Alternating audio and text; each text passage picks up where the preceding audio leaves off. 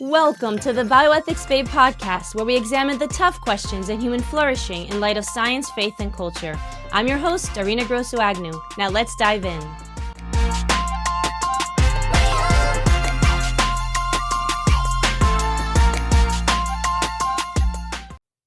As a teenager, Toni McFadden faced an unplanned pregnancy and a decision she believed she had to make alone. What followed wasn't relief, but years of silence, grief, and unanswered questions about guilt, forgiveness, and whether redemption was even possible. In today's episode, Toni shares her abortion story with remarkable honesty. What happened, what it cost her, and how a slow, unexpected encounter with faith transformed not just her past, but her future.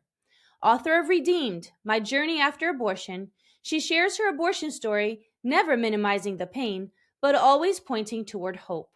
She's married to her husband, Chris, is a mother of 4, and continues to serve women through counseling and advocacy rooted in redemption.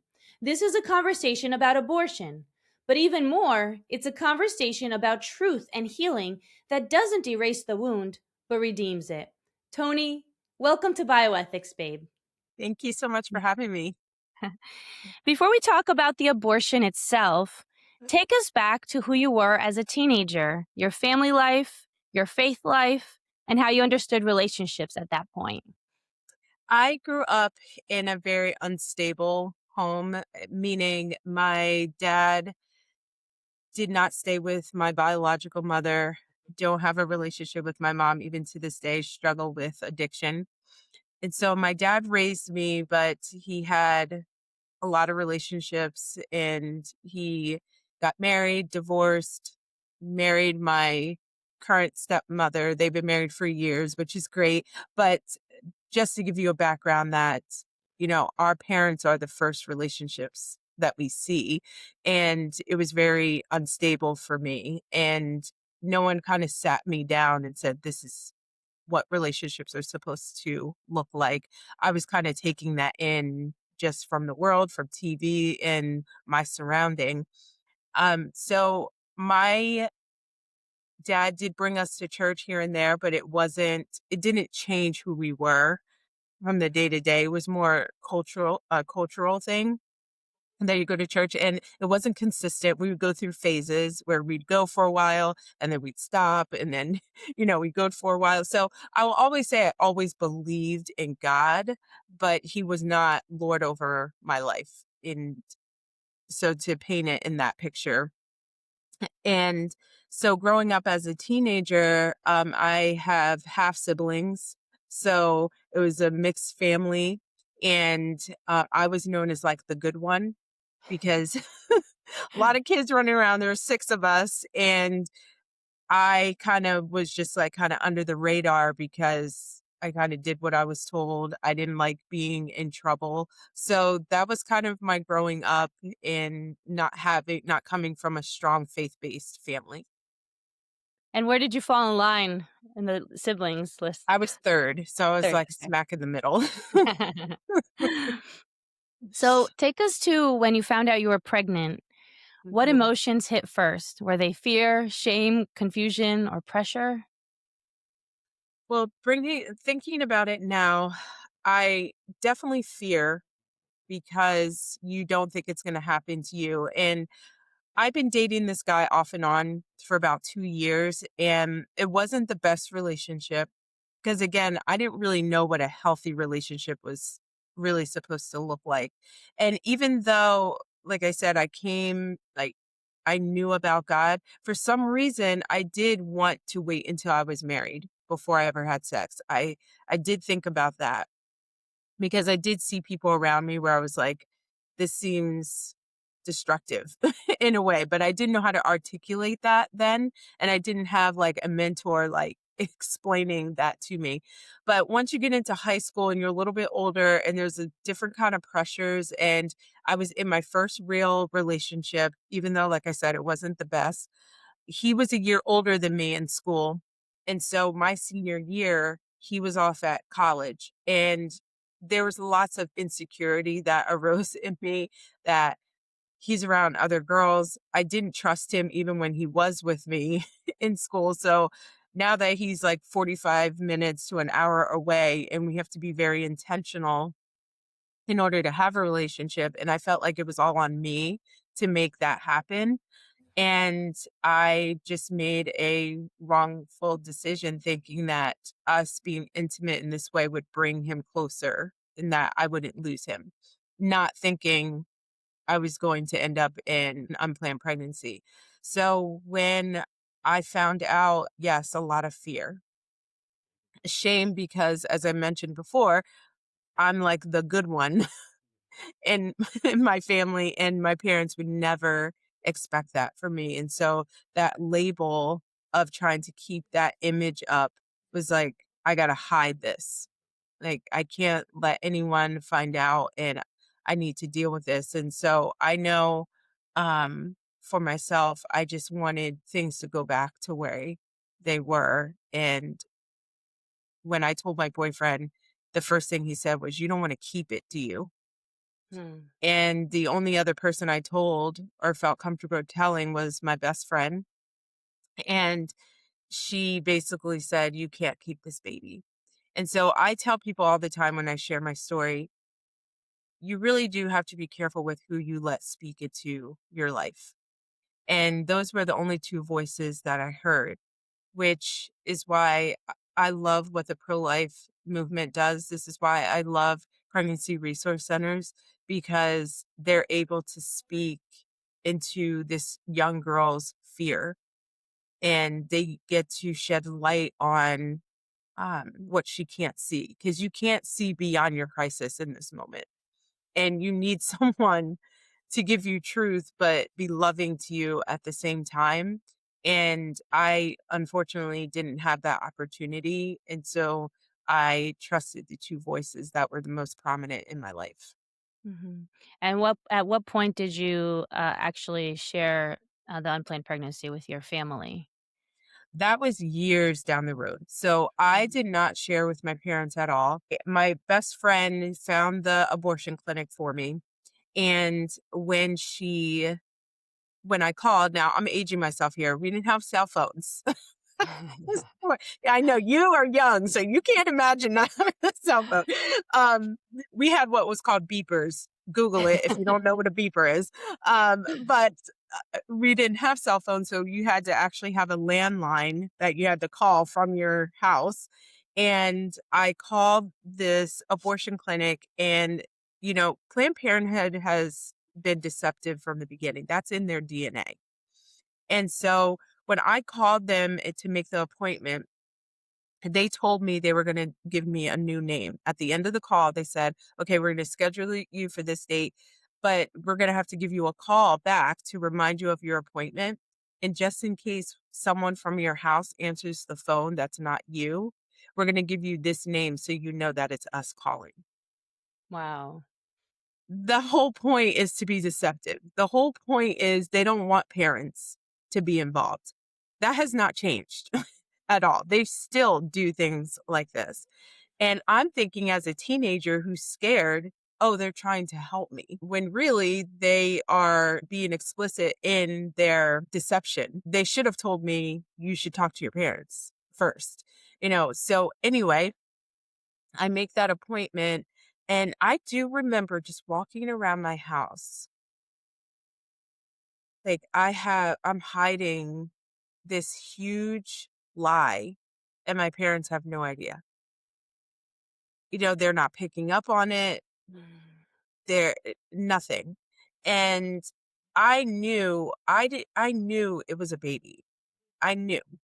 And but I thought if I do it early, then it's not as bad. Those were the kind of the ways I was trying to justify, my actions. And my actions were very selfish. They're like, I'm about to graduate high school in a few months. I can't have a baby. Like, this was like it was like so heavy, because this is not what teenagers are supposed to be walking through. This is not how you're supposed to. Mhm. This is not, it is too heavy for you, because this is not God's design. And so I remember going to the abortion clinic with my best friend and my boyfriend. And my boyfriend came, but he might as well have not have come. I think it was just to pay for half of the abortion, but he didn't sit next to me. Mhm. And when they called my name, he didn't get up to come with me. My best friend came with me.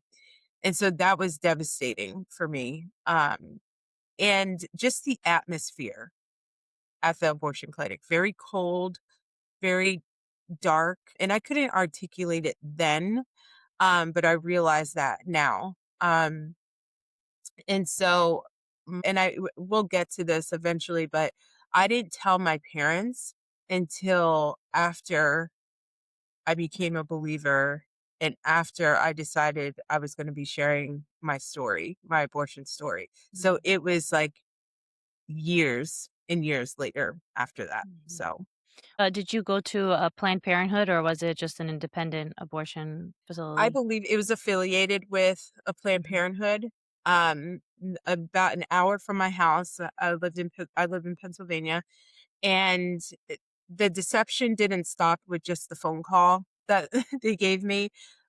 Even they gave me an ultrasound, and they had a little screen, but it was faced against the wall, so I couldn't Mhm. see it. And when she was doing the ultrasound, I asked if I could see the screen, and the nurse became visibly agitated with me. And she looked at me like I was like an idiot for asking to Mhm. even see the screen because that's the last thing they wanted. The only reason they were doing the ultrasound was to see how far along I was so they knew how much to charge me for the abortion. So it Wow. had nothing to do with anything beyond that. But she did end up reluctantly turning the screen around. And before I could ask any questions, because I didn't really know what I was looking at, she said, "See, it's nothing. It's just the size of a pea." They have scripts that they use when they feel like, oh, girl might be doubting or wanting to change her decision. They know what to say to dehumanize the child and make it seem like, oh, it's no big deal. Like, girls come in here all the time. It's normal. And in that moment, I had relief. I remember having relief in that tiny moment. And what I was given was the poisonous chemical abortion pills, which had restrictions then because you couldn't get it through the mail. You couldn't just get it on your college campus like you can now. I had to get it from the abortionist. And when he gave them to me, um, he said, "I'm gonna give you 2 sets." So he gave me the first set, which, um, blocks the hormone progesterone so that the baby basically detaches from the mother and starves to death and dies. Of course, they're not going to explain it to you like that. They just said, "This will end the pregnancy." And then he said, "In 24 to 48 hours, you're gonna take another set of pills, and we're gonna give you 2 sets of them.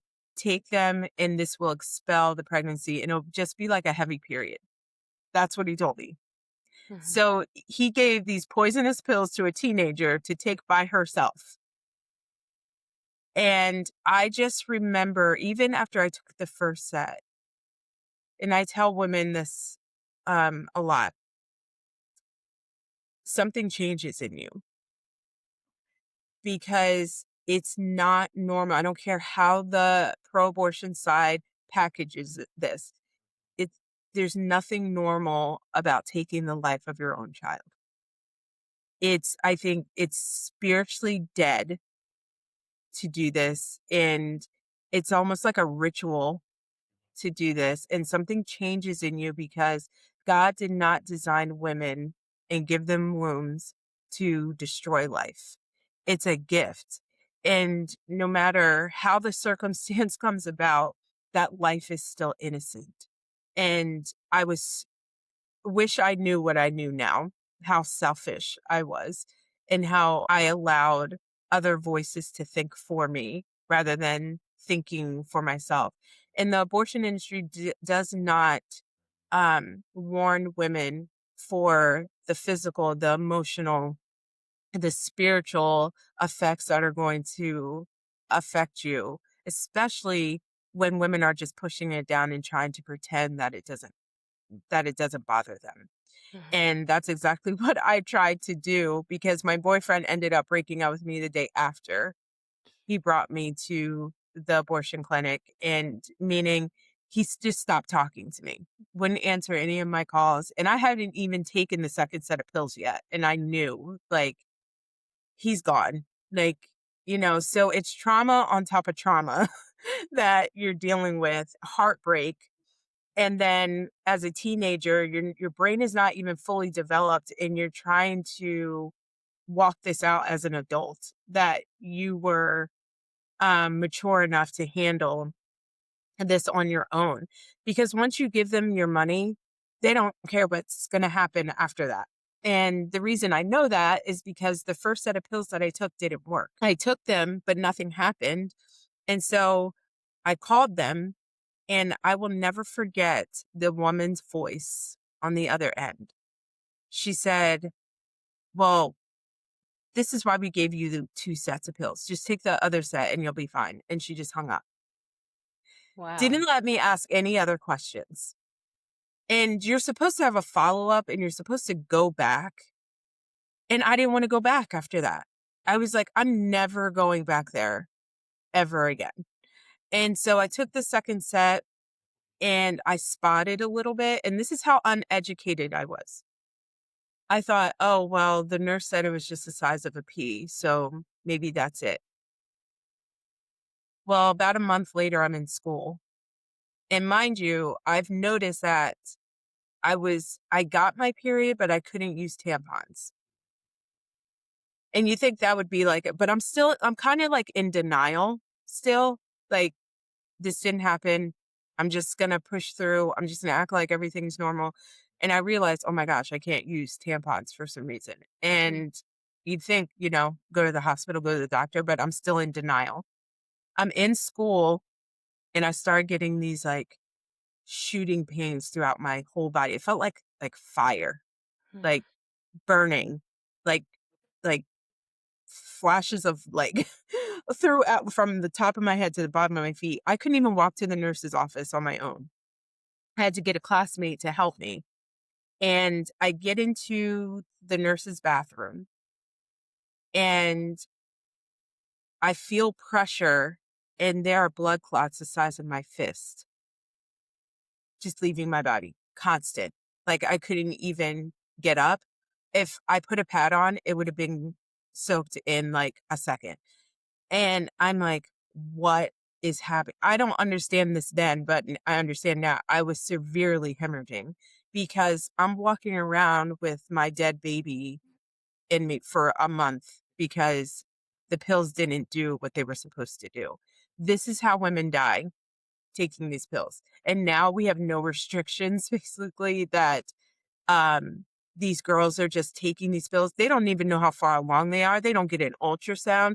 Some of them may not even know that they're not pregnant, and they're putting these horrible poisonous pills in them. I mean, thank God for the abortion pill reversal that the doctors are using, pro-life doctors. But this is so detrimental to women. Like, it was detrimental to me, and I took it in 1999. It's even worse, I think, even now, it's 2026. So, um, that was traumatizing on its own. And again, do I tell the nurse? No. And when my mom comes and gets me, she's just thinking I have bad cramps because that was normal for me. And I just remember saying, I just feel really sick and I just need to go home. And I just remember going from my bed to the bathroom for hours. And just what you see, what you pass. And this is, I think, what is different for women who take the chemical abortion pill versus someone who has an abortion second trimester, third trimester. You have a doctor doing that to you. Most of the time, you're sedated. For a woman to heal when it comes to abortion pill, you're thinking, I did this. I took the pills. I watched my baby pass.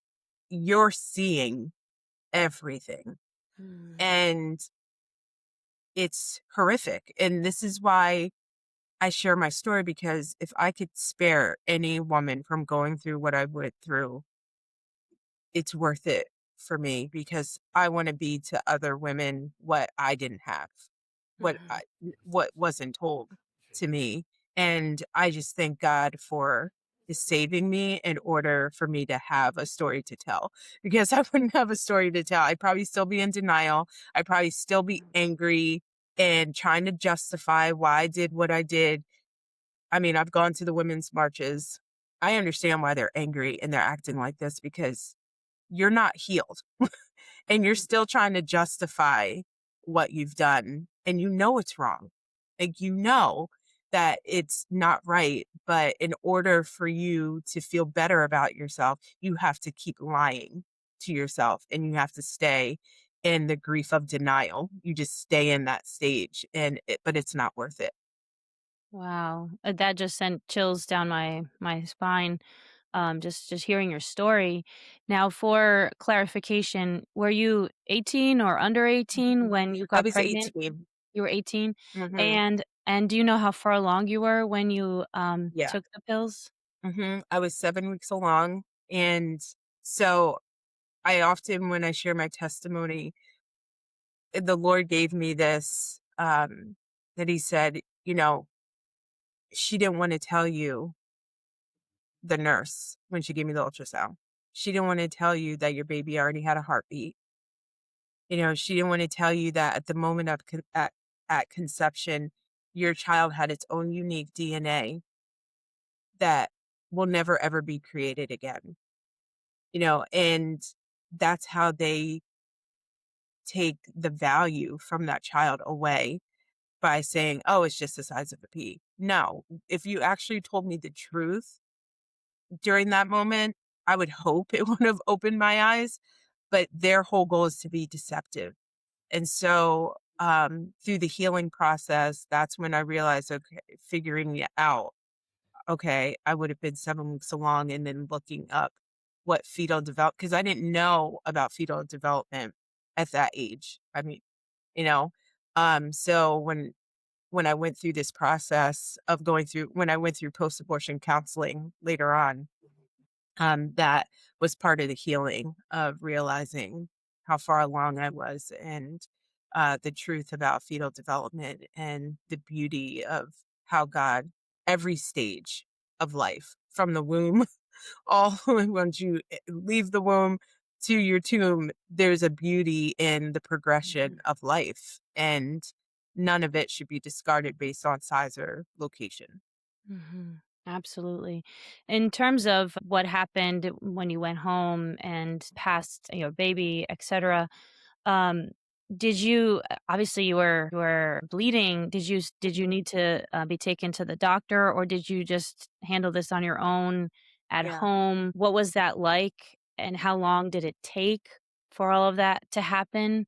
Mhm. Once that process started, a month later, Yeah. and did you need to do any? Did you end up going for follow ups? I did not go for a follow-up, and I I believe it went on for at least 24 hours. Mhm. Just as I said, I remember just going from my bed to the bathroom for hours, laying in my bed in fetal position. I was in so much pain, but I just didn't want to tell my parents. Like, I was so scared to tell them that really could have died. I could have had septic. Is that how you say it? Did I say that right? Um, Sepsis? yes, sepsis. Yeah. And you know, God spared me. I don't know why he didn't have to. But we have a gracious, merciful God. And I believe he, was there with me during Mhm. that time to help me, because it was very so traumatic that I think I blocked it out. Like, it was almost like I disassociated. Like, it was like I had an out of body experience. Like, I could see myself laying there, in so much pain. I don't really know how I got through that without the grace of God, because my parents had no clue whatsoever. But I will tell you one thing, that later on, years later, while I was in college, I had a cyst erupt, and I went to the emergency room, and the nurse kind of gave me like sort of like an ultrasound, like trying to check what was going on. And she was the first person, she asked me, and this is before I started talking about my abortion. She asked me, "Have you ever had an abortion?" And I Wow. was like in shock, because I was like, where is that coming from? And I was honest with her. I said, "Yeah, I have." And she said, "Okay, because you have some scar tissue." Wow. Yeah. And you know, obviously, uh, you went through a lot physically and psychologically, even very early on after all of that. But did something change inside of you after the abortion happened? Yeah. Destructive behavior. Because if you're not healing, you're hurting. So I was in horrible, meaningless relationships. I was going from relationship to relationship, trying to fulfill something that only God can fulfill. And I thought, well, I already had sex before, so it's who cares now? Like, I was angry, and I was so insecure and didn't know who I was, and it just very made horrible decisions. This horrible, regretful decision, and down a path of destruction for myself, because when you're not walking in who you're really truly created to be, the only other path is destruction, because you're not operating in how God made you and what he made you for and the gifts that he's giving you. But at the same time, I look back and see how gracious he was even in my rebellion. And, the scripture, while we were yet sinners, he died for you.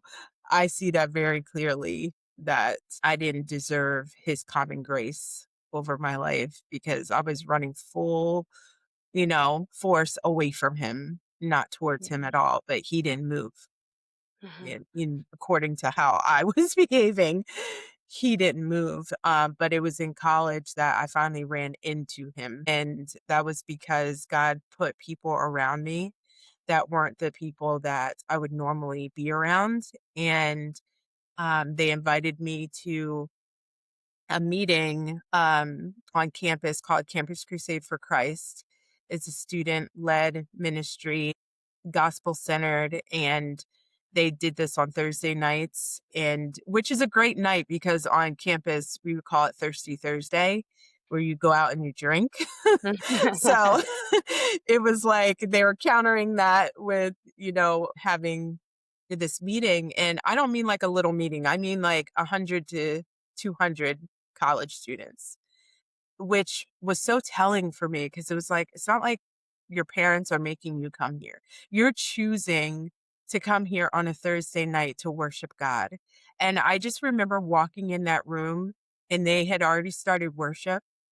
And I had like chills all over my body, because I could see the freedom they had just in their worship, just in the way they spoke, just in their demeanor. When they talk about the Jesus glow, that's real for people. And I felt like the Lord set up that whole night for me. And, my roommate had gone home early. And so I had my dorm room all to myself. And I remember walking back to my dorm room. And as soon as I closed the door, I just bawled my eyes out. And I didn't even know where it was coming from. And it wasn't like a, little tear. It was like one of those ugly cries, like something from the depth of my soul, because it was like God saw me, and I knew Mhm.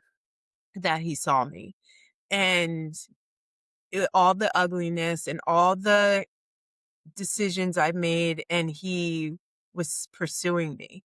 And it was like, why would you pursue someone like this, but it's like, that's what he loves to work with a broken and contrite heart. And I just remember saying like this childlike prayer of like, I want to change and I don't know how. Like, I don't know where to begin. Um, but all the times I had gone to church, like it started to like make sense. Like, this is what you're looking for. Mhm. Like, you're not going to get it from a guy. You're not going to get it from even just like regular friendships or going out and drinking. It's fleeting. It's so fleeting. And I mean, he radically changed my life that night. And a girl that ended up being in my wedding, she was a Bible study leader, and she came to my door the next day and was like, I run the Bible study in your dorm. Like, do you want to join our Bible study? And then she took me to lunch and she just started to disciple me. And it was like, oh, this is what real friendship is like, Mhm. like, and I started surrounding myself with these people that it was like I had purpose all of a sudden. And what I love about the Lord is he's very patient, and he will bring out things that he knows you're ready, to deal with. And I wasn't ready to deal with the abortion for a few years. I was comfortable, and he set me up good though, because I ended up becoming minoring in communications. And I was very open with telling people that I didn't wait until I was married, or hadn't waited for marriage for sex. But now that I was a believer, I was. And this is why. And I would talk about this even in my communications class when we had certain speeches. I would talk about that. And I didn't know like what the Lord had ahead for me, but he was preparing me with this like boldness. And this, I realized, oh, I have a gift in speaking. I'm able to draw a room, even with people who don't agree with me, by being vulnerable. And I said, that's a gift from the Lord, because there are people who are like, wow, your speech was awesome. I don't know if I could do that, but it was very compelling. And I was like, oh, it is like, I was like, and someone who was also a believer in the class was like, this is a gift. Like, God's giving you, you need to use this. And so God started opening up all these doors. And there was this one girl in my church. I had never met her before, but she heard me speak at one of the college campus things. And I was speaking on saving sex for marriage. And I met with her and she said, what are you doing after college? It was my last year. And I was like, I have no clue. Like, I don't know what I'm going to do after this. And she said, I would love for you to join my team. We go out into schools and we speak on saving sex for marriage. What I didn't know was that her team was part of a pregnancy resource center. Mm. And so I'm like, my heart starts beating out of my chest. And I'm like, oh my word, like, this is not happening right now. She was the first one, besides that nurse who asked me if I had an abortion. She was the first one where I told my story, broken, didn't know how it was coming out, but the Holy Spirit was just like, go. And I remember her looking at me and saying, do you realize how many girls need to hear this story? Mhm. And it was in that moment that I realized, like, my story is really not about me. It's about setting other people free. And it was in that moment where I knew, if I'm going to do this, I need to go and share it with my parents before I go tell all these middle school, high school, and college students my story. I need to share this with my parents. And my parents were so gracious. But what was very hard to hear was that my dad saying, we would have never Mm. had you have an abortion. And that's what I hate about the deception of Planned Parenthood, because they feed into, oh, yeah, you're right. You can't tell your parents. Like, we're going to help you with your problem. Where my parents are like, would we have been upset? Yeah, because this is not what we would have wanted for you. That's not the path.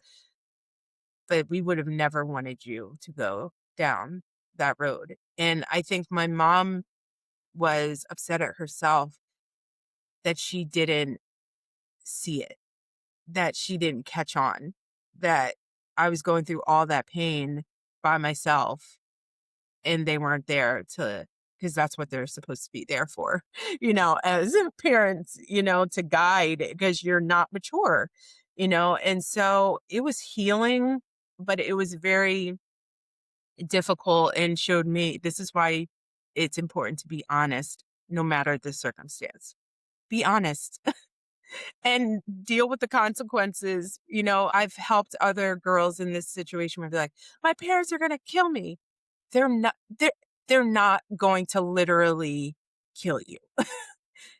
They're going to be upset, rightfully so. But you know what? We're going to be there with you when you tell them. You're not alone in this process either. You're going to get through this, And so I wish I would have had someone Mm, with right. me during that. And what happened to your relationship with your best friend at the time, the one who encouraged you? And also, obviously, you mentioned that your boyfriend at the time, he just basically Left. ghosted you afterwards. Yeah, he ghosted me. Yeah.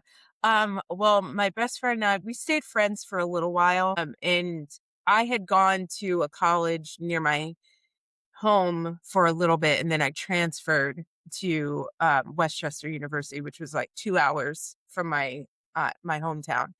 And when I moved there, we kind of just lost touch. And also because then I became a believer, and that drove a lot of friends away that I was friends with. My whole circle of friends became different after that because I couldn't really relate, or they thought I was being holier than thou because I didn't want to go out to the bars and they just didn't know how to relate to me anymore because I was changing. So, we're, like, cordial. Like, if I were ever to see her, I would be happy to see her. I don't have any anger or unforgiveness towards her at all. I walked through that process when I went through post-abortion counseling, which will be a resource, I could let your viewers know about. I walked through a Bible study called Forgiven and Set Free by Linda Cochran. And they also have one for fathers as well who walk through abortion. So that was a great resource for me. It was very biblically sound and really showed me my sin, but also the grace of God at the same time. Such a beautiful picture of truth and grace, and helped me to really own what I did, but also own that Jesus Christ, his blood and his death and his resurrection set me free. That I don't have to hold on to this. It's not my identity. Even though I talk about it and, very open about it, it's now a tool of redemption. And, God went above and beyond in his redemption too. Because not only did he have me working for a pregnancy resource center, getting to speak to these kids, but also, you mentioned the boyfriend. Well, almost 10 years we hadn't talked at all. There's no communication, never ran into him. I had heard things about him that he was struggling with addiction and he was kind of in and out of jail, things like that. So he wasn't really on my like radar of like, I'd forgiven him, had to let all those things go. And so, and then sharing my story in the classroom for 6 years, I was doing this was very healing too, because I saw the purpose of my story, that it wasn't wasted, that I did have girls and guys came up to me and was just like, you're helping me to want to start over. Like I could start over. I can, wait for my future spouse now, like you're doing. And, little did I know that the Lord had, saved my ex-boyfriend. Like, he went through, um, addiction, and he went through a program called Teen Challenge, which is a faith-based drug and alcohol rehabilitation place, and God put on his heart that he needed to come back and apologize to me. Hmm. And so I will never forget getting a message from him through Facebook. And I like literally my mouth dropped open. Like, what in the world is happening? And he asked if he could meet with me. He wanted to do it face to face, How many years later was this after the abortion? like 9, 10 years. Mm. This was around 2008 or something. Yeah. So I decided to meet with him. And obviously, my walls are up. I'm nervous because we're different people now. We were kids and now we're adults. And I just remember sitting across from him and already seeing he was a different person. Just like I said, the Jesus glow is real. And it was like, oh, he's a man now. And not only is he a man, like God has, rescued him. And so it was a lot easier to hear him speak because I knew he was coming from a place of, the Lord has called him to do this. And I just will never forget him saying, the reason I left that relationship was because I didn't want to have to face the fact that we ended the life of our own child. Mm. And I'm like, okay, abortion does not just affect women. Why does it affect men, even though they're not the one going through the procedure? I think it's because God has called men to be protectors. And I think it's because he's called them to lead. And he realized he didn't do that. Because a lot of women in our situation, if the boyfriend will fight for the baby, most likely she's not going to abort statistically. If she has support, if she has someone, especially him, especially the boyfriend, I think they can make it. Like they feel like, okay, I'm not alone in this decision. It's very weak minded when men are like, oh, it's her decision. Like that's a weak man. You don't want to be with someone who says that to you or says, oh, it's your choice. Like, you know, you decide. Like that's like not manly whatsoever.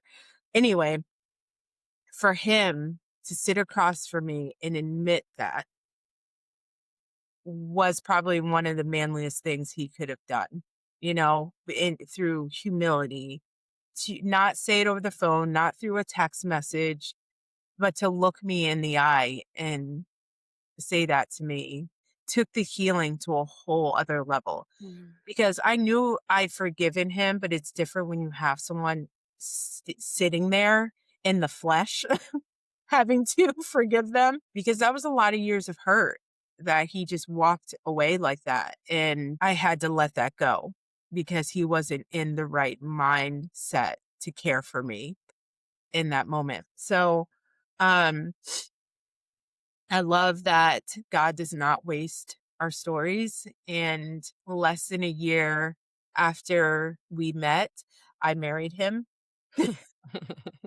Wow. And which is just like God. Like only God could have written a story like that. All that time I had been speaking in the classroom, speaking about him, telling these kids that I'm waiting for marriage and I'm waiting not because I know who my husband's going to be, but because I want to love my husband now, long before I ever meet him, because putting a ring on your finger doesn't make you faithful, honest, and trustworthy. It's like I got to work on my own character and be the wife I want to be before, expecting that. And also having a standard, because when you have a standard, you start meeting people who have the same standards as and because they'd be like, oh my goodness, you're 20, whatever, and you're still single. And I'm like, well, because my standards are down here. You know, I could choose to not be single and but I'm not going to lower my standard for anything because I know what it's like to live with a lower standard and you get hurt. And Mhm. so you know, and for it to be him the whole time. God was probably like, you just wait. You it was worth it. It was worth the wait, even though there were times where I thought maybe I won't get married. that I went through that whole phase too. Like maybe God doesn't have marriage for me, and that's okay too. My worth doesn't come through marriage particularly, but if he has that for me, I want that, and I'm going to live as if I'm going to, receive that. And yeah, God blew me away and others away with that, and we were able to honor our baby at our wedding.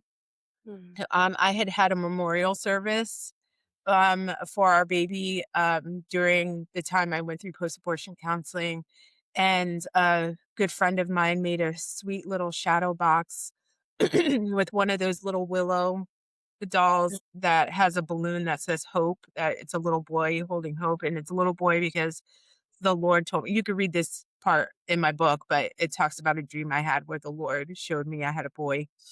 And the program that I had for the memorial service, like a little sweet printout with baby feet around it. And she made this sweet box for me that we had at the altar as we lit our candles during the candlelight part. And we told our guests we were lighting an extra candle to just honor our baby, that we knew that God brought us back together for a reason, and that every time we share our story, that we know our child is no longer a statistic of abortion, Mhm. but now has a voice. And that voice is to help others not go down the road that we walk down, but also know that forgiveness is possible too, Mm. and that healing is worth it too. I know the Lord has given us 4 beautiful children here on earth, and they're a reminder of the redemption, but it's also a reminder of what we lost, Mhm. because most people don't marry the person they've had an abortion with. And we have 2 girls and 2 boys. So, and they look very they all, you can all tell they're siblings, very strong genes.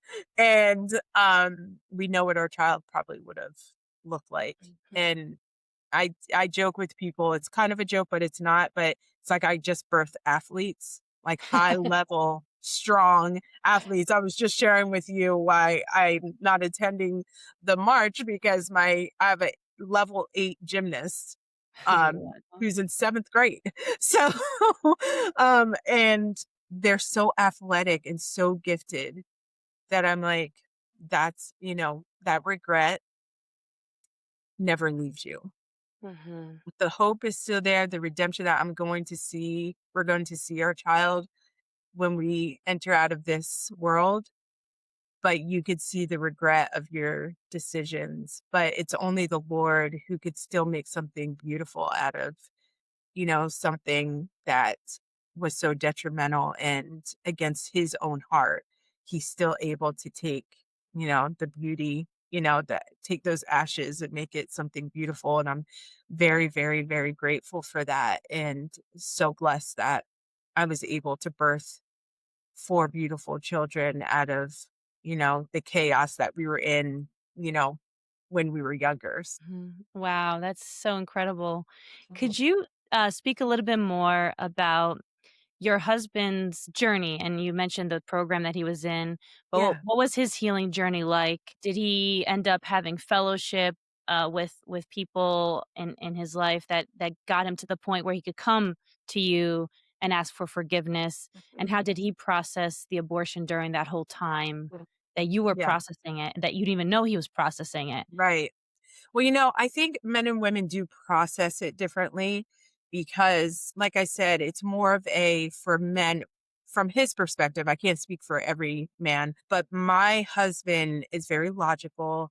He's not real emotional. And so for God to move in him, it's like it looks different. So for him, when he became a believer, it was New Year's. He was in a chapel by himself at Teen Challenge, and he was reading through Romans 1. And the end of that scripture talks about, all the things like being disobedient to parents, being, sexually immoral, like lists all these horrible things of who we are. And he was like, that's me. Mm. He felt like the tax collector, like I can't even look up at God. So it was in that moment God reconciled him to himself, and that's how he became a believer. It wasn't like people surrounded him. Like when he was at this program, he was mandated there because he was supposed to go to prison for 8 years because of all the, like, when I talk about the drugs he was doing and selling, and like, he could write a book. He needs to write a book about it. It's like insane. And the Lord just used, he didn't even grow up in a Christian home. He never read the Bible. Didn't like the first day they dropped him off at this program, they're like, okay, we're going to Bible study. He's like, what's Bible study? Like, that's how like much like God was not in his life at all. And he's 25, 26 years old at this point. And they would go through Romans every single day. And he was kind of like rejecting it until New Year's. There's something about New Year's that kind of, it's like you look at your life a little like, what am I doing? What's my purpose? And that's kind of, he read through that Romans 1 all on his own this time. No one there, by himself, and the Holy Spirit met him in that. So because of that process, he's very intelligent, very smart. Started reading like Calvin's Institutes. Like, I'm like, that's, most people don't go to that right away. But he's intellectually likes to challenge himself. And the Lord he just said there was a lot of relationships that needed mending. Relationships within his immediate family, but I kept popping up in his head. And he actually, when he went to look for me, he thought I was already going to be married. But he felt like I need to be obedient to what the Lord is telling me to do. And he didn't think he can move on in his life unless he came and at least apologized to me. But he said he was very excited though that I wasn't married, that I was single. Um, and I just see our lives, going in the same direction because, I'm praying for my future husband, even though I didn't know who he would be. I'm praying for him. And I realize when I look back at my prayers now and that I journaled, it fits him completely, but I just didn't know it, I had no clue. And so for him, it was more of that protection piece. It was more that I wasn't a man, and that life is sacred, and that God is against abortion. And because, once God takes precedent in your life, your whole worldview changes, and you're not with the culture anymore. The culture contradicts God. And so he was kind of like 180, like, I need to make things right. And that was really his purpose. And he didn't know we would probably end up together, but he was happy again, like I said, that, I was single. So not only that, but before he came back to me, he had a court date for that sentencing, and they were drug testing everyone, and he had the worst case out of everyone. And the judge gave everyone a drug test because he was like, if it's negative, I'll let you go, for the minor ones. Everyone was positive except the worst case, which was my husband. Wow. He has the worst case, and everybody else was still doing drugs and doing something. His was clean. The prosecutors told him, you're probably going to go to prison, so just get ready. His lawyer was like trying to send him back to Teen Challenge, and their prosecutors like, no way, he's not getting that. He's not getting that. Long story short, the CEO of Teen Challenge came to his court hearing with him. He was a colonel in the army. He spoke for him instead of his lawyer. Spoke for him to the judge. The judge looked at my husband. He wasn't my husband at the time, but looked at him and said, you deserve to die for the things that you've done. Flat out told him he deserved to die, that you've been caught red-handed. And he said, but when I have a colonel in my presence, that has a lot of weight to me. And he said, so I'm going to let you go, not because of you, but because of the colonel. How much better of a picture of the gospel is that? I mean, you have God, God the Father, who is the judge. Jesus stands in our place because we can't get into heaven. Mhm. we can't offer anything. We're guilty. And that CEO looked at my husband and said, when much is given, much is required. Now my husband is the president and CEO of Team Challenge. Wow. Isn't that amazing? What a beautiful redemption story all around, right? For Right? you, for him. So now we say we're preserving life on both ends of the spectrum. Mm. For those in the womb and for those in addiction that people look at and discard and dehumanize them as well. I mean, he's going into the streets of Kensington, Pennsylvania, which is the worst city in the United States. That's why they call it Zombie Land, Mhm. because there's literal people so addicted to drugs that they can't even move. Those are the types of people he's going in and trying to rescue out of that, because that's the kind of pursuit God has for people, Mhm. to bring them into the Teen Challenge program. Like, Beautiful. it's amazing to walk with God. It is so worth it to journey with God, even in the suffering, even in the unknown. I mean, I cannot imagine my life without Christ. Mhm. I am so thankful. Wow. Well, thanks for sharing that part of the story too. Yeah. That's a bonus. Yes, that is a bonus. I don't get to share his that much. So he's Uh, not like a speaker. He doesn't like, he likes to write. He's writing a book as well, but he needs to write his testimony too. But, okay.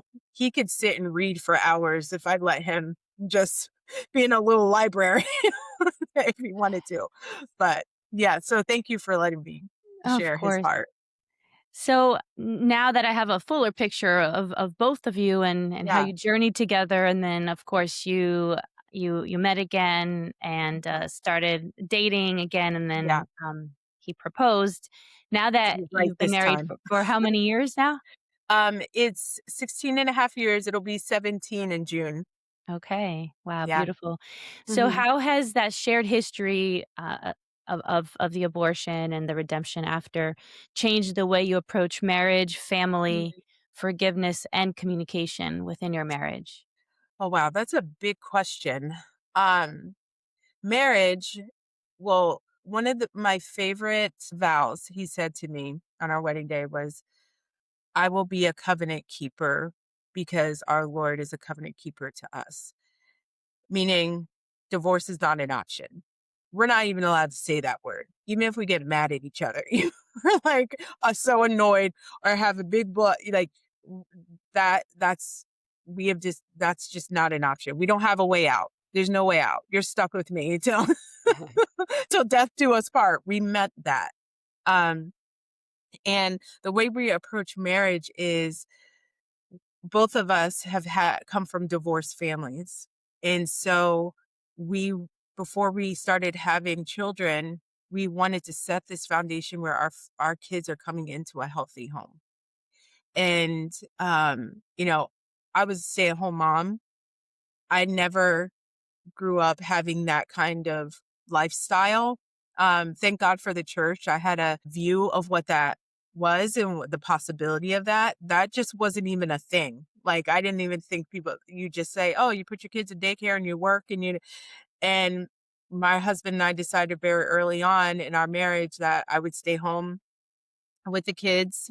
And even though I was speaking still for a little bit, I was willing to lay that down in order to care for our children, which was healing for me too, to be home with them and, see my husband go off to work and provide for us.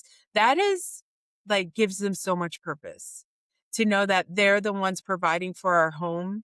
I mean, I know that's probably controversial in our feminist movement, you know, but I absolutely love that because I grew up both parents working, so trying to do everything, where my purpose was very a tunnel vision in the sense of like, my job is to care for our home, care for our children, be a safe place, a safe landing for my husband when he comes home, to want to be home, to want to, like so opposite of the culture. And I'm like, whoever fought for women to work, like, y'all got that messed up because it is awesome. Like, it was a transition, of course, because I'm very outgoing. I'm an extrovert. I like to be around people.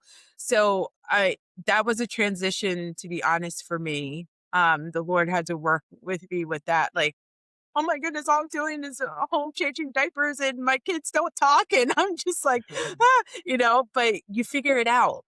Just like you figure out how to be a mom, first time mom, like you figure it out. And I look back now that my kids are now 15, 14, 13, and 11.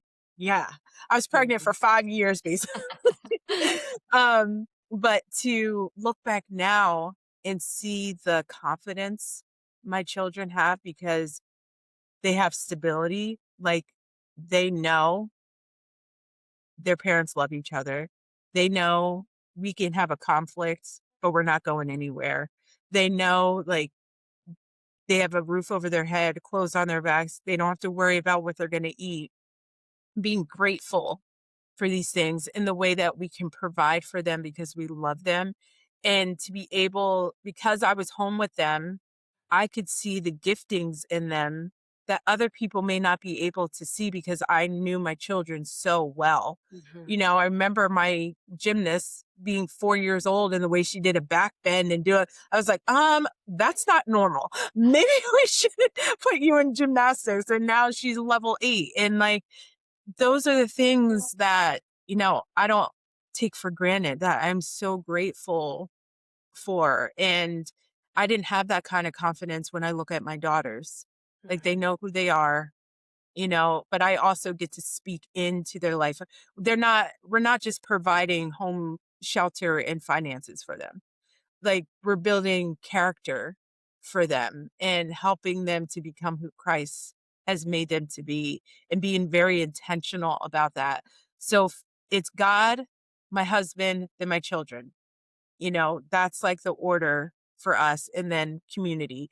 My family is everything to me, but I know at some point my kids are going to leave and it's going to be my husband and I. So we are very intentional about trying to keep each other first before, because we do a lot of running around with our kids and a lot of things, but, you know, making sure we're making time for our relationship, because when they're gone, our relationship still needs to be able to stand.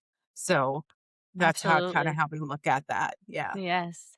Now, in terms of your both of your abortion story together, at what age did your children learn about it?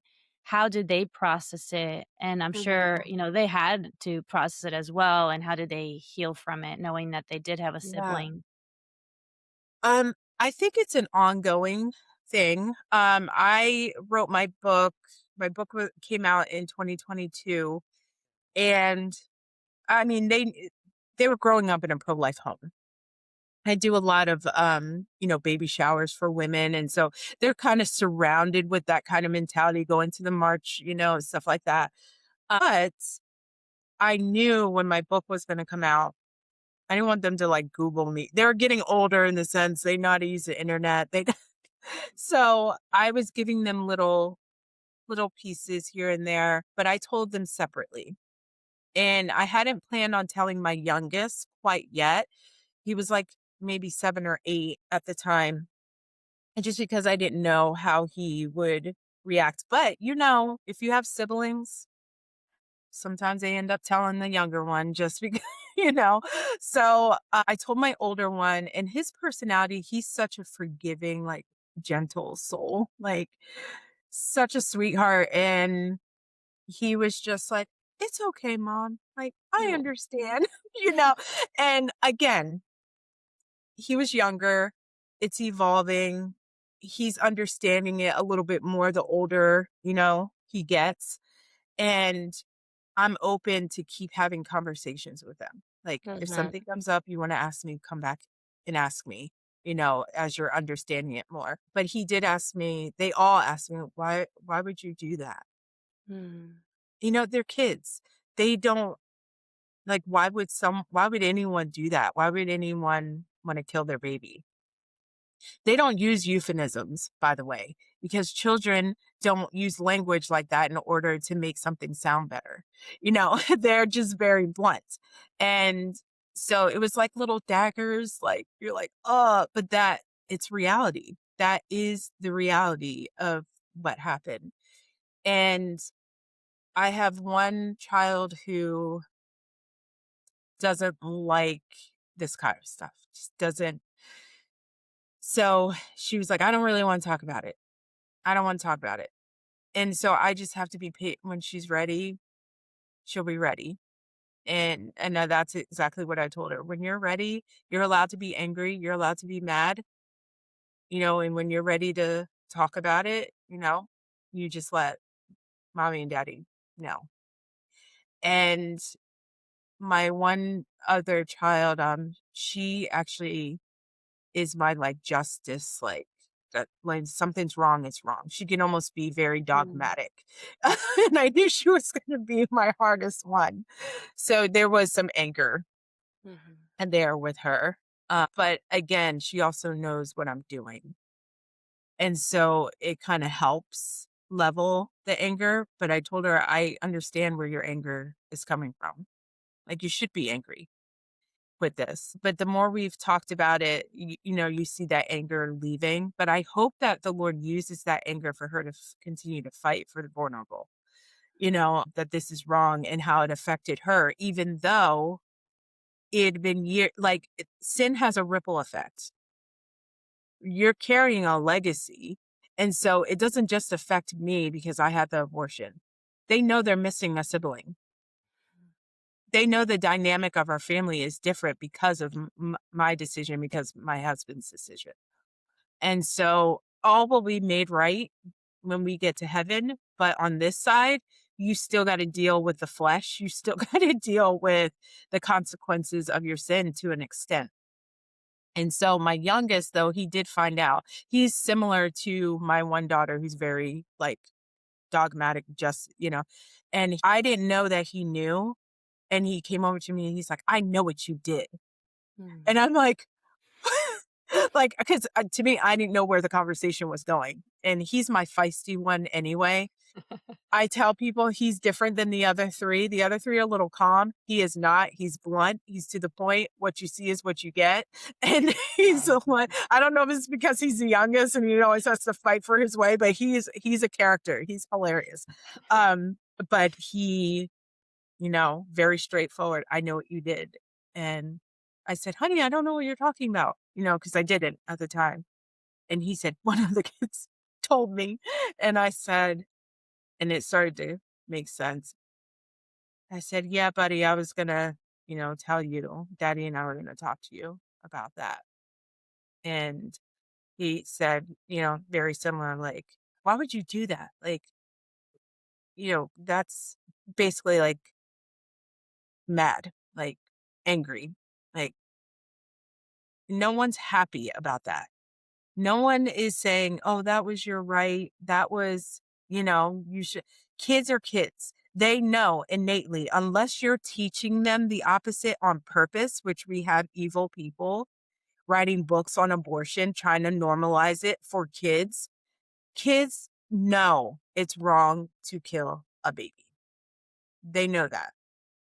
And they know there's nothing to justify it. They know.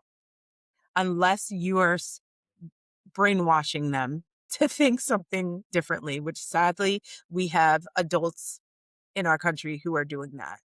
And God prepared me for this.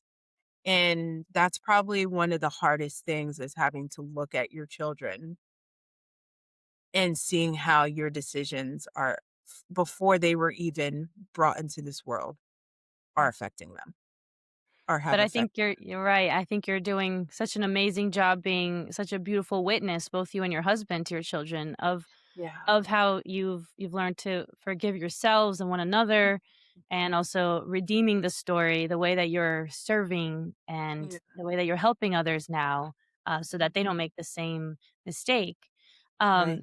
so also just you were saying that there are ripple effects to sin, of course, but also you are redeeming your family line, right? The fact that you both came from broken families with divorce, etc., and that you're redeeming that family line right now by Yeah. saying no, that's not an option for us, and all those things your children are seeing and witnessing, and I'm sure Yeah. it's going to have a great effect on I their hope future as so. well. I hope so.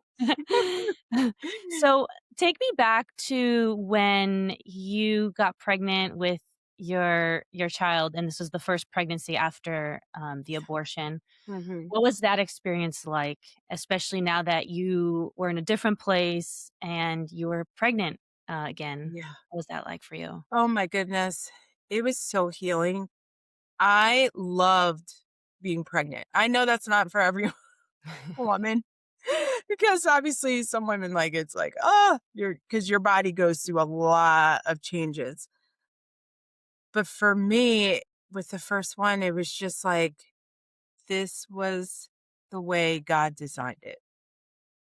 Married, stable home, a husband who loves me, and everyone's excited for this baby, and don't know what he looks like, you know, just know that we love him regardless before and making changes long before he ever enters into our arms. We're preparing for him, you know, and even through the morning sickness, I would just thought of it as like, at least I know something's happening. If I'm getting sick, the baby's growing. This is before we knew we were having a boy or a girl, but I'm like, I would just have that perspective.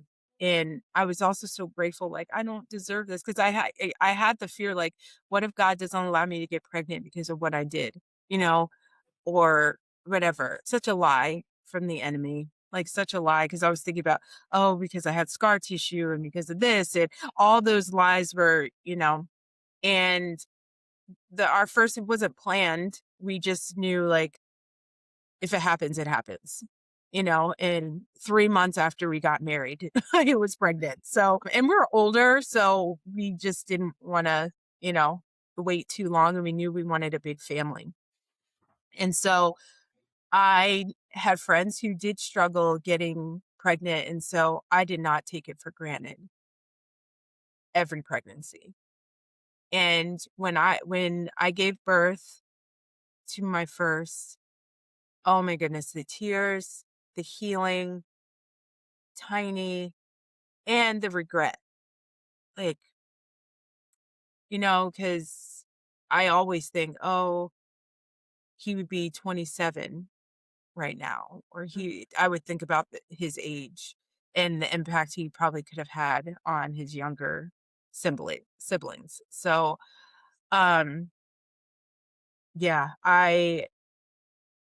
so much healing that I don't know how people go through this without God. I don't know how you can survive it because when those thoughts come in, I have to hold them captive, some of them. Some of them you got to let your body like, okay, my nervous system is reacting for a reason to this. And is there more healing to be had? Is this a lie? Is this, do I need to hold this thought captive, or do I need to sit in this because there's healing to be had, which is the wisdom from the Holy Spirit. That's not coming from me. That's like we're constantly growing and healing and moving towards righteousness. It was devastating knowing I wasn't going to have any more after my fourth because my body was just like done. And I maybe it was because I had so many back to back to back, and I had all C-sections. So the doctor was just like, I think your body might be, done after this one. Like, I think there's going to be some because he came a lot earlier than needed. And um, even though I was supposed to have a C-section, he was like ready. And they were like, "Oh no, we're not doing, we're not doing that." And so my body was just like, I had active bleeding throughout almost that whole pregnancy. And so just knowing that that season was over, because that's how much I loved being pregnant and I loved nursing and I love like all of that. Like, not that it was like perfect, but I look back at that season and it's so beautiful. And so for our culture to look at pregnancy like it's a disease or it's uh, like a horrible thing, I was just like, this is the most beautiful thing that the Lord has given women. And for now, for a doctor recently, I'm sure you've seen the clip, saying that she can't even answer if men or women could have it. Are you kidding me? Like, you're degrading women and you're a woman and a Yes. doctor. I just like, it is such a gift that not only do we get to grow this child, birth this child, but they could feed off of us. Like, that is like insane. It's still insane, even though I did it 4 times. It's still like incredible the way God designed human beings to thrive. And when you're walking in his will and walking according to how he created our bodies, it's just, I will never get over it. I will I mean, I miss that season, but I love this season too, watching my children grow into tiny adults almost, and just seeing them starting to think for themselves and the conversations that have changed and the depth of them, and seeing them walk in their giftings. And it's just a beautiful walk of life when you have the worldview of Christ. You know, even though we still have to live in this and, you know, in the flesh and dealing with sin, it's still, worth it in the sense of like, we know where we're going. We know this isn't the end.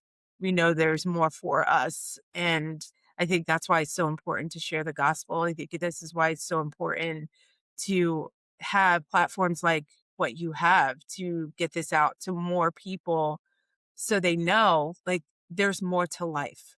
Mm. Like, it's not just about a 9 to 5. Like, it's about relationship. What is really what it comes down to. And until you have a relationship with the one who created you, you don't know relationships here on earth correctly. You can't.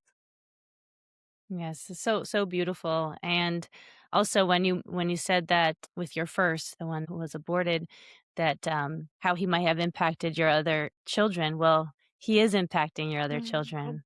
That thank you just for thought came to me that your first son is still part of the family and very much part of the family that. and influencing and impacting every single day your family. And so I would Thank you just for take that. that with you. Um, do you think that there's more healing to be done, or have you just really processed, everything that happened? I know it is a process, but where do you assess that you are in that process? I mean, I think I have done a lot of work in the healing realm intentionally. Could there be more healing? It depends. I mean, I still get people who say things to me online that will trigger certain things just because they're not educated or they're deliberately trying to hurt me with their words. So, in that aspect, there are things that will come up where I'm like, okay, do I deal with that? Or is it just like an arrow that from the enemy that I just need to like put up my armor, and just like, make it go away. But the more I ground myself in truth and the more I get to know Christ and I make it less about me, that's where the freedom I think comes from. Mhm. Because people can say all they want that are against what I'm saying, but I know the truth. And I know how God sees me. I know what his death and resurrection did for me. I know he's not constantly like, remember when you did that? Remember. he doesn't count the records of wrongs, you know? And so if I'm not grounding myself in truth, then I'm susceptible to the lies, you know? So you can't, I mean, there's so much to learn about the word of God. Like we're never going to exhaust that. There's so much depth into his character and who he is. And so the more I get to know Christ and his character, the less it's about me and the more it's about him and, you know, whatever he has for me.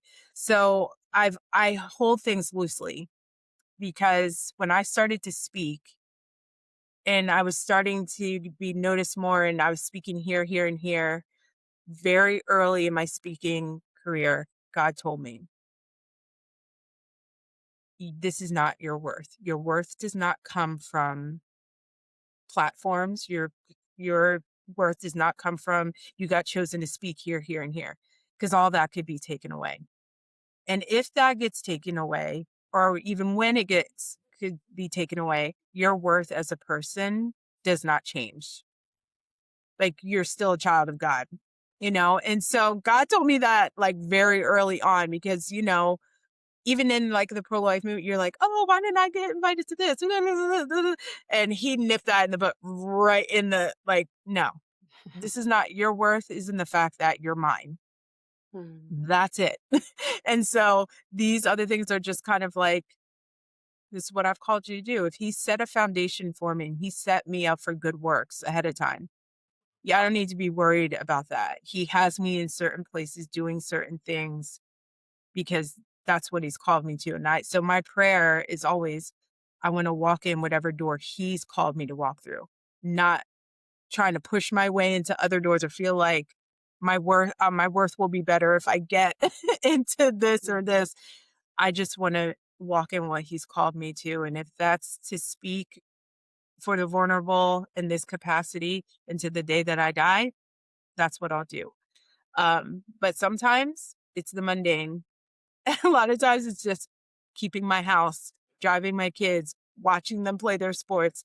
That's glorifying for him just as much as me being asked to be on your podcast and being able to speak because it's all about him. And that's how I want to live. That's beautiful. For women listening who've had an abortion and maybe telling themselves, I'm fine, what do you Mhm. wish someone had told you in that season? Oh my goodness. I wish that someone would have told me that your fears matter. I understand where you're coming from. Your life matters, but so does that little innocent baby. That life matters too. And I wish I would have had someone tell me that abortion will change you and that it's not worth it. And that um even though your life may change, choosing life is always the better road. Choosing life will always be best. And so, you know, I try my hardest to articulate that to women based on where they're coming from, based on where their fears are coming from. And I love like talking about resources. I love Pro Love Ministries. That's Abby Johnson's organization. I used to be a counselor with them because it's very holistic in the sense of we're not just caring for the baby, we're caring for the soul of the woman too. Meaning not only counseling, but sometimes, you know, they're throwing the baby showers for her. They've gotten women jobs. They've gotten her a car or paid her rent or, you know, like the immediate things like that. That's what as a community, if we want a more pro-life you know, culture, we have to meet those types of needs or housing, whatever it is. And I've watched women thrive because their immediate fears were taken care of. That it wasn't all on their shoulders, that they had a community of people willing to say, okay, not just looking at the fact that she had sex outside of marriage and like, okay, it's done. But that life, her life is still valuable too. Um, and so I think the church can definitely be more of a presence in that because as sinners and as people who make horrible decisions, we should be able to run to the church, not feel like we have to run away from it Mhm. based on decisions we've made. And um, I think that the church needs to, I think, be more of a present voice in that aspect, um, for people who end up in these situations. Mhm. What do you say to the woman who had an abortion and is feeling regret but hasn't processed that pain, that regret fully? Yeah, I would tell her that forgiveness is for her, that your past doesn't have to determine your future, and that there are people who will create a safe place for her to be able to walk that journey of healing. It may not look the same as every other woman, but go to someone you know who is safe, that you can begin to unpack that, because it's very therapeutic to be able to voice out loud. It doesn't have to be perfect in how you say it, but just someone who is safe, that you could begin to process what you went through, because holding that pain in your body, it's affecting you. It is. Some way or another, it's affecting you. As I'm sure you've heard the line, hurt people hurt people. It's true. They do. Um, and so I would tell her that she's not alone, that I think there are a lot of women who are suffering in silence, but you don't have to suffer in silence. That you can heal from this and, you know, be forgiven, that Jesus doesn't look at this sin and say, "Oh, I can't forgive that." That his blood is enough to redeem. Right. I think there's a lot of feeling of shame, or that there's no one safe to speak Yeah. to about this. That yeah, that they don't want to, let other people know that they'll be Mhm. judged, etc. What do Right. you say? What do you say to the woman who doesn't regret it yet? Mhm. Well, if I was sitting with a woman who was just like, "I don't regret this," I would ask her why, and I would, based on her answers, try to draw out where how did she get to this place of not regretting? Because most women, even if it's not right now, it could be 40 years from now. I've had women write me like 30 years ago, 40 years ago, they had an abortion and they don't regret it. I think there's probably a disconnect. There's probably a denial, may still be in that denial piece, that this is what I had to do. But a lot of times I have to humanize the baby in order for them to see their regret. Because most of the time they're still not seeing the baby as a person, as a life. They're still just justifying it based on their reasoning and not looking at the baby at all. But when you humanize that baby, like telling them, asking them, how far along were you? And then telling them the fetal development of that baby, and you start to humanize the baby. That's why I think what live action does is so powerful with their videos on the street. And their videos are animated, and it humanizes babies and changes people's minds on abortion. So the more you can humanize, but also in the process, very important that she is not dehumanized in the process, that she's being heard as well. Mhm. I think there's a shift in that, and they have to come to the reality of what they did. And that's really hard to do if they Yeah. don't want to do that. Right. And what do you want people to know, especially men, parents, leaders who had no connection to abortion, but they're outside looking in? Hmm. How do you want them to understand what women feel when there's an unplanned pregnancy, like the what you had, maybe the isolation? What kinds of feelings that you experienced before and during and after the abortion?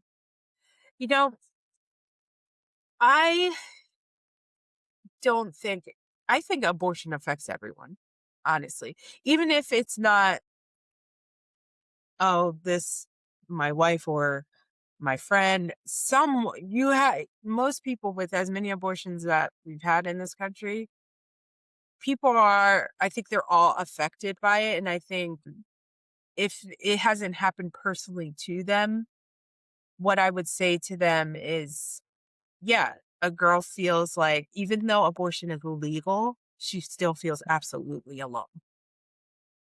She feels isolated. I would tell the men, don't be quiet about this. Like, this is where I think men voices need to be heard even more, because the woman already feels like it's all on her.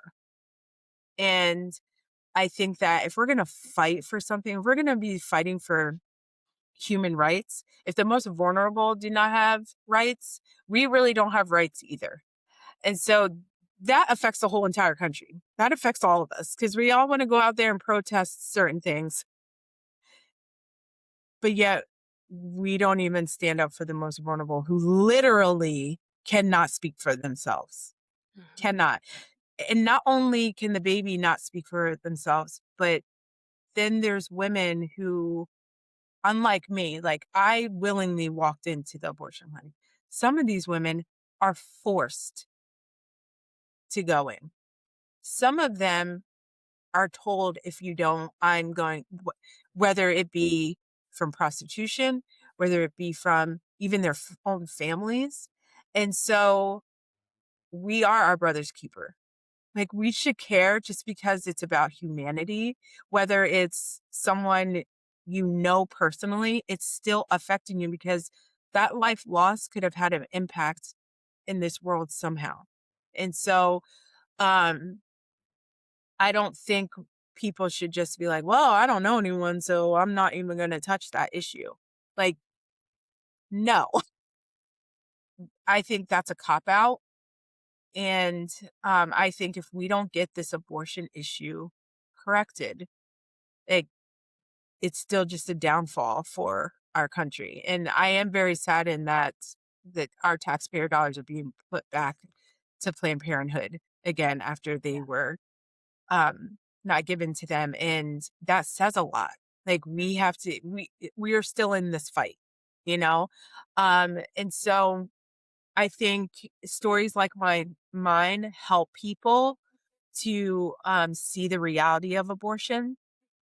And I think it's stories like mine and women who are courageous enough to share them help people to see, like, because you have these loud voices like, oh, like, it's a women's right to choose. It doesn't, it's not a big deal. This has been going on forever. We do it safe in whatever. But then you hear these stories like mine and you're like, oh, wait, there is a different perspective. And people have to be willing to listen to these types of stories, because I'm not the only one. You know, there are many, many women that you probably could have had on here to share their redemptive story, to humanize not only the women who go through it, but also how we need to continue to fight for these babies. Because if I could go back, I would give my child life in a heartbeat. Even though my story turned out the way that it did, I want there to be less stories like mine to have to go through. And so, as many voices as we possibly can to be a voice to this, whether you've had a connection or not, I think it's worth it. Mhm. And what one message would you have for a woman who is pregnant right now and considering an abortion, and two, for the woman who has had the abortion? If you could speak directly to both of those women, what would you say? Yeah. I would say both of you are so valuable, and the life in your womb is so valuable, that I pray that you would not consider ending the life of that child, that life is a gift. You have no idea the gift this child can bring to you. I've talked to so many women that have chose life for their baby, even out of the worst circumstances. And I've never heard any woman come back to me and say, I wish I would have aborted that baby. I've only had women like myself who say, I wish I could go back and change that. I said this before, choosing life is always the better path, no matter the circumstance, because you don't know the beauty that could come out of that. And for the woman who has had the abortion, what would be your message to her? The same as I said, that your life is just as valuable, that forgiveness is possible, that your past does not have to determine your future, and the healing comes only through Christ alone. But know this, when you give your life to Christ, your story is not done, and you'll be able to see your baby in heaven. Beautiful. And lastly, for anyone, male or female, who thinks their past has disqualified them from a meaningful future, what would you say in response? I would say, I hope you listen to my story because it's a perfect picture of that's the kind of God we have, that doesn't disqualify us based on our past because of who he is. Not because we have anything to offer, but this is why he created humanity and gifted us in ways to show his glory, to show his forgiveness. And people watch that through our lives. He could do it all himself if he wanted to, but he chooses us to live out the gospel in front of people to show that there is another way. And there's only one way, truth, and life, and that is through him. And so your past doesn't disqualify you. What your past does is show that that healing is possible, and that those very things can set other people free. And there's a purpose in that. Well, thank you so much, Toni, for being vulnerable with our Oh, audience and sharing your story. It is one of redemption. And so we hope that people walk away really understanding not only what God can do in their life, but just the kind of healing that they can receive. So thank you so much, yeah. Toni. Thank you for having me. Thanks so much for listening to this episode of the Bioethics Babe podcast. If you've enjoyed this content, please subscribe to my YouTube channel and your favorite podcast platform, and share with your friends and family. Also check out bioethicsbabe.com for the latest episodes and resources.